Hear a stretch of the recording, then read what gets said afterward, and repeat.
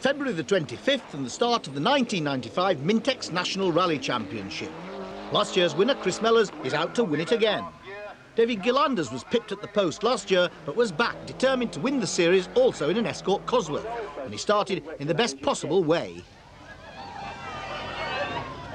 Well, we don't usually start with finishes, but this is the end of the winter rally in the rather unlikely rallying setting of Bournemouth. It's been won by David Gillanders, who now faces a 600-mile drive home to where he lives. But the next round of the Mintex National Championship, he'll be laughing because it starts in his hometown of Aberdeen.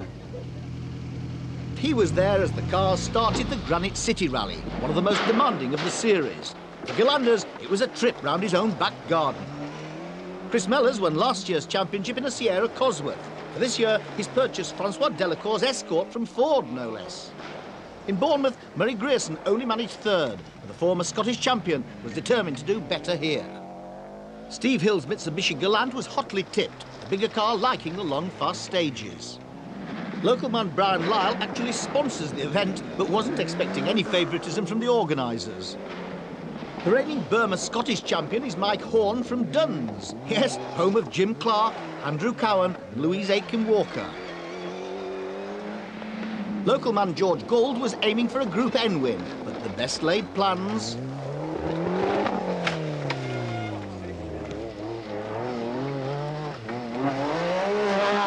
You've been making some gallant efforts there. Do you think you're going to get it out? We'll keep trying until we're out of time.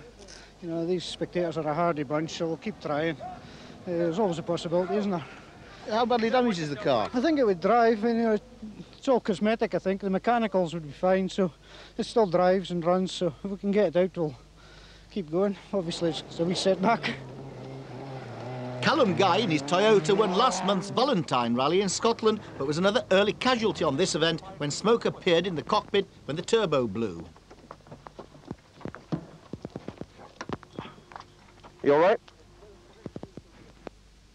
The crew saved the car, as did the determined George Gould.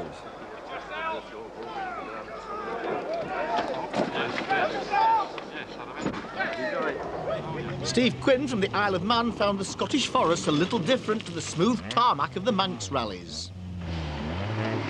Steve Hill, who lives in Oxfordshire, had the luxury of local ace Stella Boyles to conduct him around the rally. Left and right, into 200, and 45 left. The infamous 17-mile Clashindarroch stage provides punctures like nowhere else. Steve Hill and Stella Boyles succumbed and were overtaken by Trevor Smith's Group N Escort.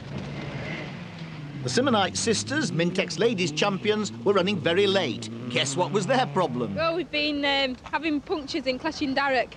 Well, we just had one front and it was rough in there. A lot of all this granite, probably why they call it the Granite City. A lot of big sharp stones in there that you can't avoid. David Gillanders, running second, handsomely beat the target time on the 9-mile Gartley stage, but it didn't help him catch up the leader Grierson. Chris Mellors was just 1 second over the target time, but was starting to get to grips with the left-hand drive Escort. Murray Grierson in the ex-Alistair McRae Subaru was ahead of the target time and 4 seconds in the lead. Trevor Smith won this event 6 years ago and has now returned to the sport in his ex-Shell Scholarship Cosworth. Old rally cars and drivers never die. Now you see it, now you don't. Former Scottish champion Raymond Munro from Culloden was on the limit. Brian Lyle said he was still learning to drive Malcolm Wilson's old Escort Cosworth. He was learning fast, 4th overall.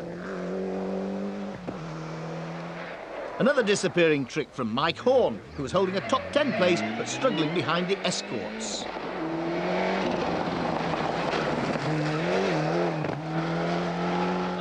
Neil Duggan from Ayrshire had a huge accident in the first round at Bournemouth. The car had been rebuilt but was in the wars again with a broken strut.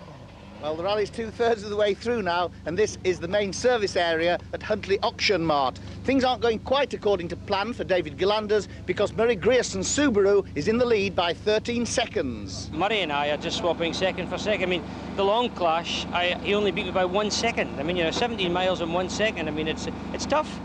How does the power of the two cars compare, the Subaru and the Escort? Well, I think with this new restrictor system we've all fitted, horsepower now is down to 300 horsepower. irrespective of what engine, you know, so we're all round about the 300 horsepower now. So really there's no power advantage here. There wasn't much joy in the Mellors camp. They had a major differential problem. So we haven't got a spare with us. Malcolm hasn't got a spare, so we're just going to try and repair the old one. Just having a look at it now.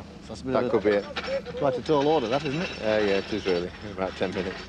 We'll see. What about these stages? They're supposed to be David Galander's home patch.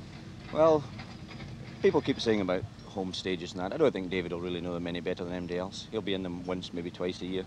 You can't remember every corner. No, I wouldn't say that matters. You may try a little bit harder in front of your home crowd. That's sometimes what makes the difference. Against all odds, Chris Mellors, with repaired diffs, swung back into action. Galanders thought Mellors was no longer any threat, but was really flying to try and lead his home event. But the canny Grierson had the psychological advantage. He knew he was leading. Brian Lyle was running on puncture-proof tyres, slower but safer.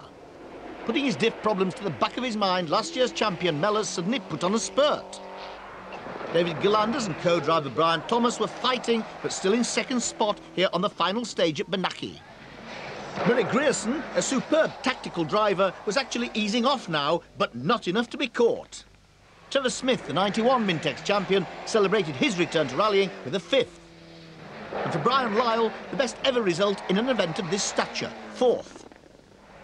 Mellors drove on the limit to overhaul Galanders on the final stage and snatch second place from the local man. Well, the Granite City's developed into a fast, full-day battle, with the honours going to Murray Grierson and Stuart Merritt in their Subaru Legacy. The champagne's now pouring, and of course, this being Scotland, the party's only just started.